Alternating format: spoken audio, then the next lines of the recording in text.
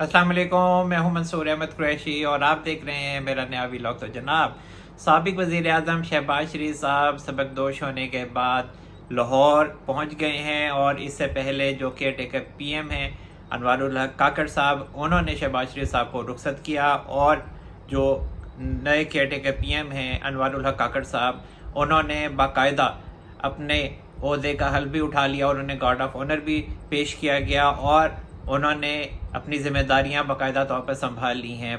ज़िम्मेदारियां बाकायदा तौर पर संभालते ही उन्होंने तमाम वजारतों से कारकर्दगी की रिपोर्ट मंगवाई और जब भी कोई नया केयर टेकर PM आए या नया PM आता है तो वह तमाम वजारतों से पहले कारकर्दगी की रिपोर्ट ही मंगवाता है। असल में वो वजारतों की कारकर्दगी नहीं जांच रहा होता, वो अपने आप को समझाने की कोशिश कर रहा होता है कि मैं बेका हूँ, मैं करना की है। और हर कोई नवाज शरीफ तो नहीं होता। नवाज शरीफ साहब माशाल्लाह 3 दफ़ा प्राइम मिनिस्टर रहे हैं और उन्हें पता होता है कि क्या काम अब करना है उन्होंने। तो इसी वजह से फिर जो केयर टेकर PM अनवारुल हक काकड़ साहब, उन्होंने कारकर्दगी की रिपोर्ट मंगवाई और सबसे पहला काम जो उन्होंने किया वो बड़ा हैरान कुन है कि जो अटॉर्नी जनरल उस्मान मंसूर अवान साहब हैं, उन्हें रिटेंशन मिल गई है और वो अभी तक अपने ओहदे पर कायम है और उन्हें कायम रखा गया। और जो नए केयर टेकर PM हैं अनवारुल हक काकड़ साहब, उन्होंने उन्हें कहा है कि आप अपनी ज़िम्मेदारियां निभाते रहें, वरना जो उस्मान मंसूर अवान साहब हैं अटॉर्नी जनरल ऑफ पाकिस्तान, वो अपना जहन बना चुके थे और वो वापस जाने की तैयारी भी कर चुके थे, लेकिन उन्हें रोक लिया गया है। तो इसमें जो समझदार हैं उनके लिए बड़ी निशानियां हैं कि उन्हें क्यों रोका गया है। और इसके अलावा जो अब अगला चैलेंज है नए केयर टेकर PM अनवारुल हक काकड़ साहब के पास, वो है काबीना की तश्कील।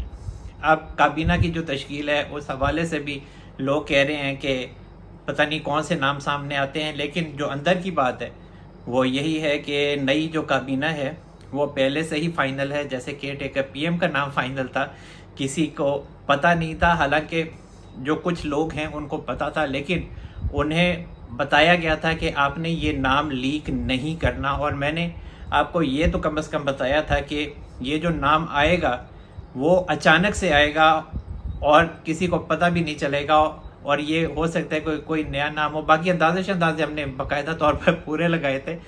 तो अनवारुल हक काकड़ साहब का जो नाम आया वो भी मैंने आपको यही बताया कि ये सिर्फ खालिस्तान इस्टेब्लिशमेंट का नाम नहीं है। इसमें जो नून लीग है, नवाज शरीफ साहब हैं, या जो जरदारी साहब हैं, या मौलाना फजलुर रहमान साहब हैं, सबको इस नाम पे इत्तफाक था। इख्तलाफ अगर है तो वो सिर्फ अख्तर मेंगल साहब को है, और अख्तर मेंगल साहब एक कौम परस्त रहनुमा हैं और उन्होंने एक ख़त लिखा है नवाज शरीफ साहब को और उन्होंने अपने जो खदशात हैं उनका इजहार किया है और उन्होंने इतराज़ किया है कि सिर्फ आपको अनवारुल हक काकड़ साहब ही मिले थे और आपने अभी तक अपनी गलतियों से नहीं सीखा है। असल में अख्तर मेंगल साहब जो हैं वो और अनवारुल हक काकड़ साहब जो हैं वो आपस में सियासी हरीफ रहे हैं और मेंगल साहब को लगता है कि आइंदा जो सियासी मामलात हैं, जो सियासत है, जो वो इलेक्शन लड़ेंगे तो उनके लिए खासी मुश्किलात पैदा हो सकती हैं। लेकिन उन्हें ये समझाया गया है, उनकी तसल्ली करवाई गई है मियां नवाज शरीफ साहब की तरफ से भी और दीगर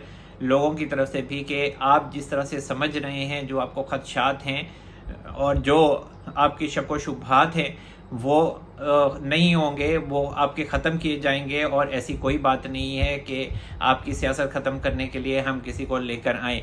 और इसके अलावा जो काबीना में लोग जो पहले से डिसाइडेड हैं उनमें कहा जा रहा है कि जो जलील अब्बास जिलानी साहब हैं, जिनका केयर टेकर PM के लिए भी नाम आया था, इसके अलावा जो शुएब सडल साहब हैं, इसके अलावा गौहर एजाज साहब हैं, असद फोन साहब हैं, इसके अलावा इरफान कादिर साहब हैं।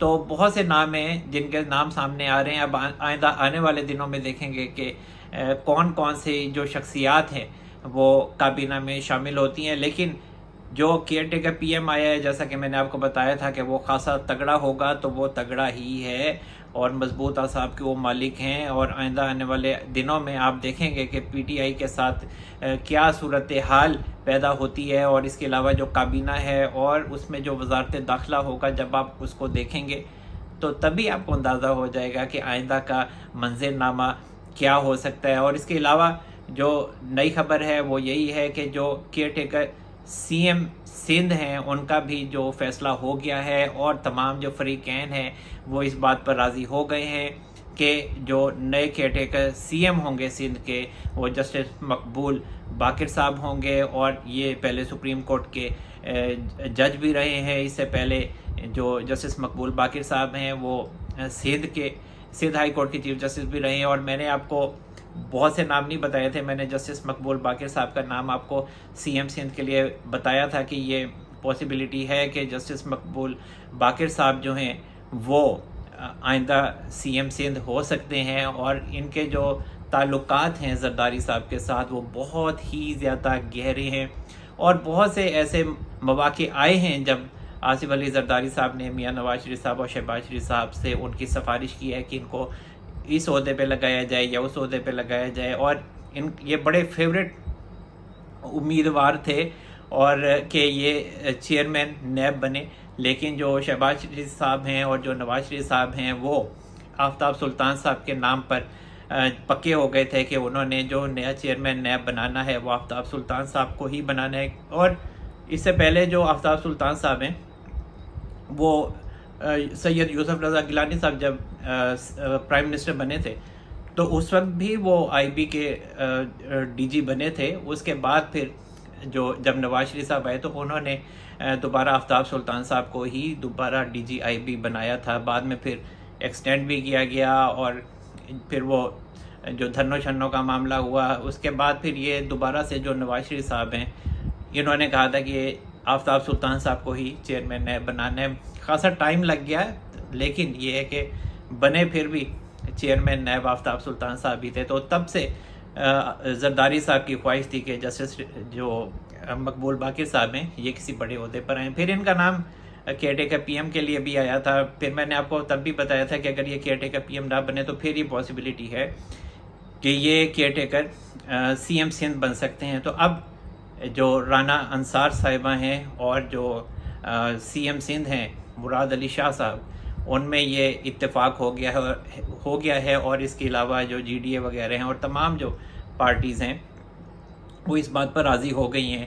اور اس کے علاوہ جو نئی خبر ہے وہ یہ ہے کہ عارف علوی صاحب نے 14 اگست کے موقع پر ایک تقریر کی اور اس میں ان کا کہنا تھا کہ درگزر سے کام لیا جائے اور نفرتوں کی بجائے محبتوں کو پھیلایا جائے، اور اب چونکہ وہ سبق دوش ویسے بھی ہونے والے ہیں تو اب سب کچھ وہ اپنا من ٹھار کر کے، اور جس طرح سے انہوں نے عمران خان صاحب کی ہی زیادہ تر چاپلوسی کہہ سکتے ہیں ان کے احکامات پر عمل کیا ہے۔ پاکستان کے وہ صدر کم تھے اور عمران خان صاحب کے وہ پارٹی کے صدر زیادہ لگتے تھے، اور جو پاکستان کو نقصان پہنچایا ہے تو وہ صدر عارف علوی صاحب نے بھی بہت زیادہ پہنچایا ہے، اس میں کوئی شک نہیں ہے۔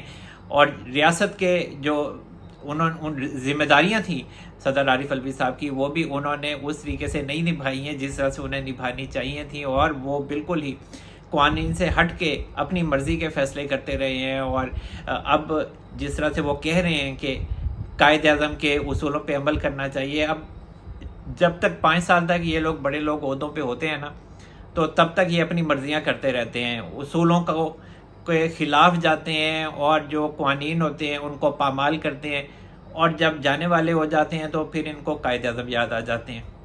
تو قائد اعظم بیچارے سب سے اینڈ میں آتے ہیں، جب ان کی جانے کی باری آتی ہے نا تو پھر یہ قائد اعظم کو یاد کرنے لگتے ہیں۔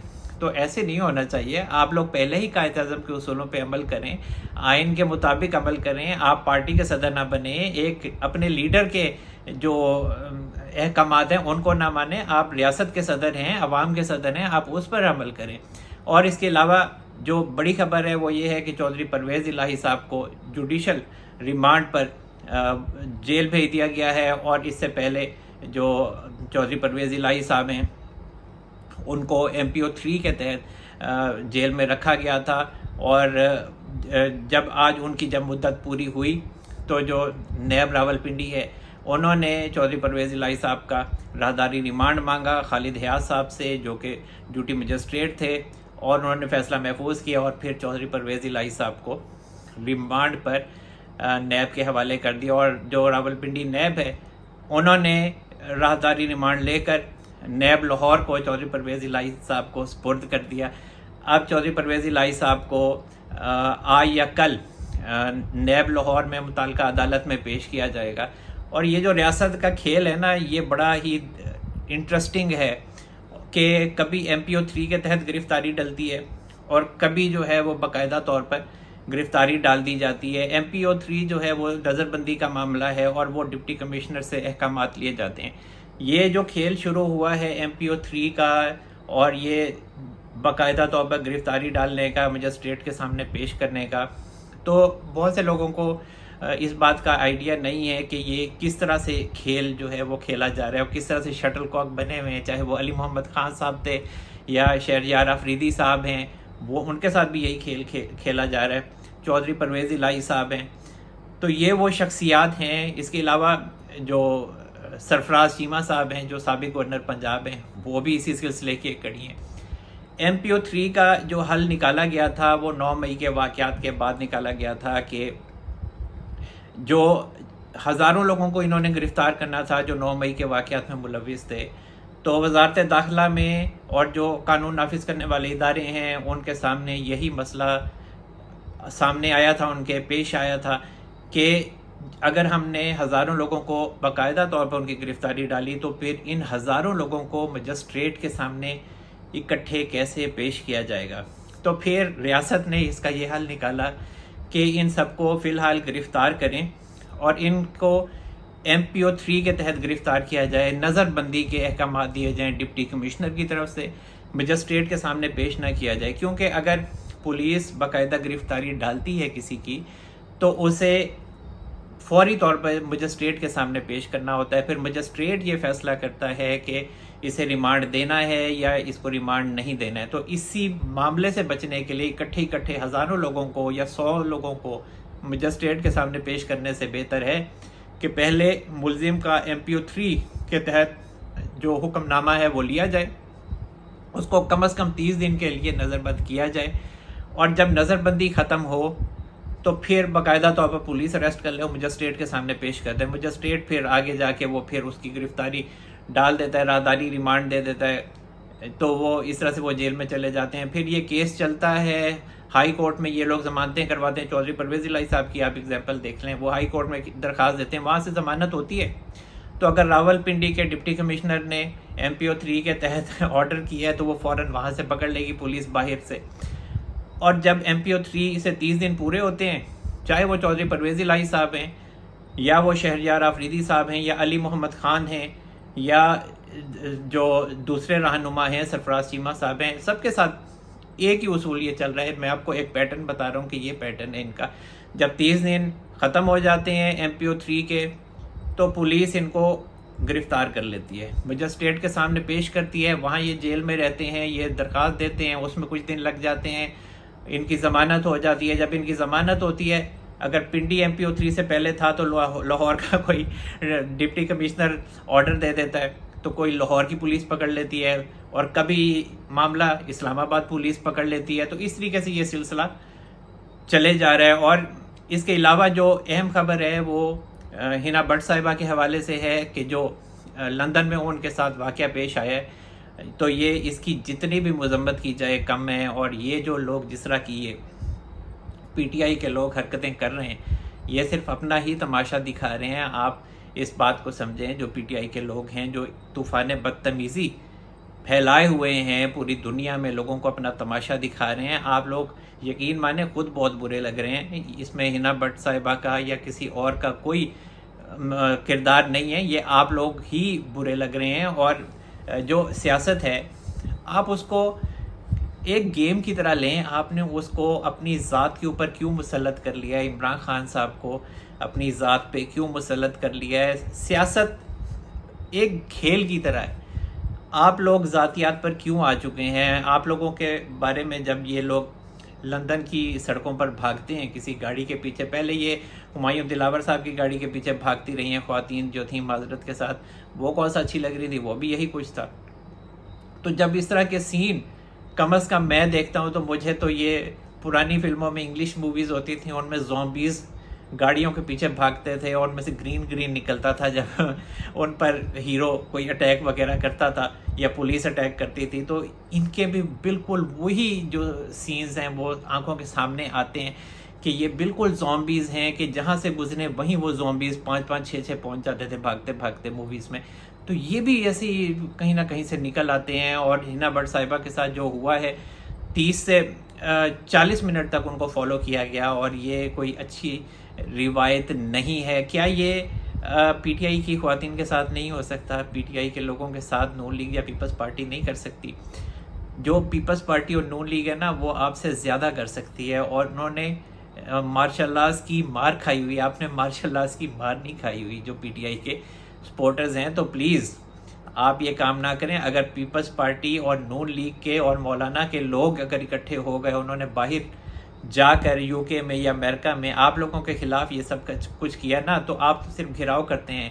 अगर वो ये सब करेंगे ना तो आपका खड़ा होना भी मुश्किल हो जाएगा। तो ये काम आप छोड़ दें। और इसके अलावा जो इमरान खान साहब का मामला है वो भी खासा गंभीर होता जा रहा है। और इमरान खान साहब की फ़िलहाल जो अटक जेल है वो उनका पीछा नहीं छोड़ रही है। और उस्मान मंसूर अब्बास साहब को भी इसी वजह से रिटेन किया गया है कि लग रहा है कि जो नए जज आएंगे सुप्रीम कोर्ट में तो उनमें उस्मान मंसूर अब्बास साहब का वोट भी शामिल होगा। तो हो सकता है कि अभी जो केयरटेकर गवर्नमेंट आई है इस दौरान में सुप्रीम जुडिशल काउंसिल का इजलास बुलाया जाए और उसमें किसी और नए जज की अपॉइंटमेंट हो जाए। और उसमें आपको पता है कि जस्टिस काजी फायज़ ईसा साहब हैं सुप्रीम जुडिशल काउंसिल में, चीफ जस्टिस उमर अता बंदयाल साहब हैं, और इसके अलावा लाहौर हाई कोर्ट के चीफ जस्टिस हैं अमीर भट्टी साहब हैं। इसके अलावा सरदार तारिक मसूद साहब हैं,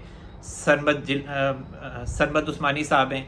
तो ये तमाम जो शख्सियात हैं, तो मेरा ख्याल है कि यहाँ पे भी बंदयाल साहब पसपा हो जाएंगे और उनके वोट कम हैं।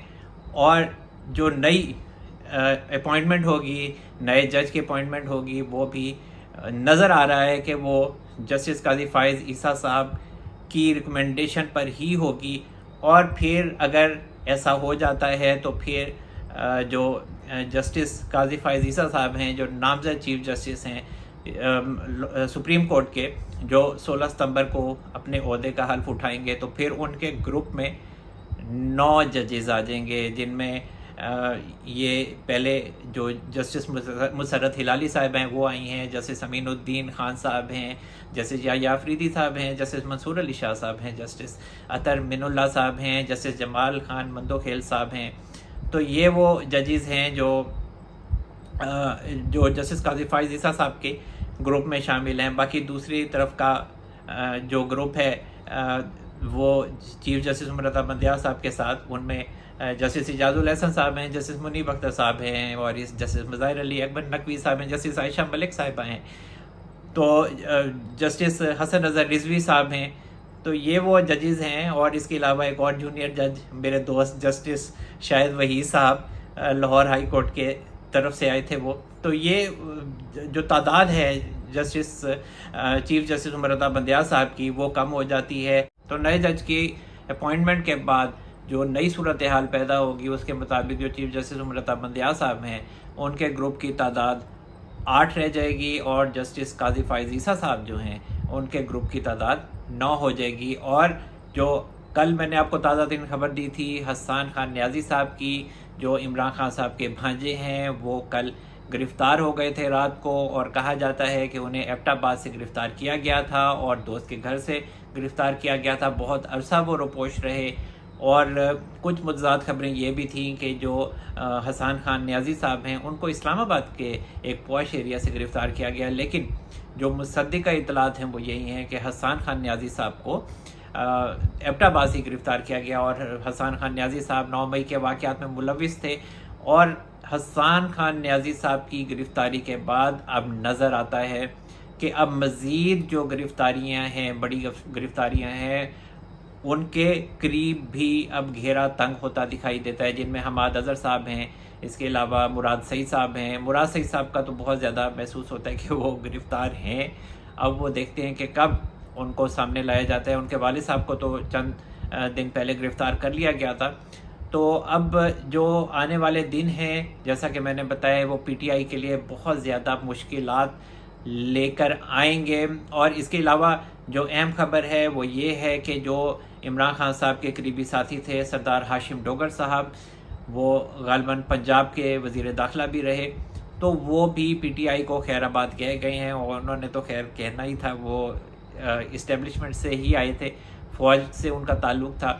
تو اب وہ استحکام پاکستان پارٹی میں شامل ہو گئے ہیں. اور میں نے آپ کو پہلے ہی بتایا تھا کہ پی ٹی آئی کے جو بڑے لوگ ہیں وہ استحکام پاکستان پارٹی کی طرف جائیں گے، کیونکہ استحکام پاکستان پارٹی بنائی ہی اسی وجہ سے گئی ہے کہ پی ٹی آئی کے لوگ ٹوٹیں تو پھر استحکام پاکستان پارٹی میں ان کو شامل کیا جائے، ان کو سیٹ کیا جائے وہاں پہ. تو جناب اب تک کے لیے اتنا ہی. اللہ تعالی ہم سب پر اپنے رحم و کرم فرمائے. منصور احمد قریشی کو اجازت دیجیے. اپنا بہت سارا خیال رکھیے گا. اللہ حافظ.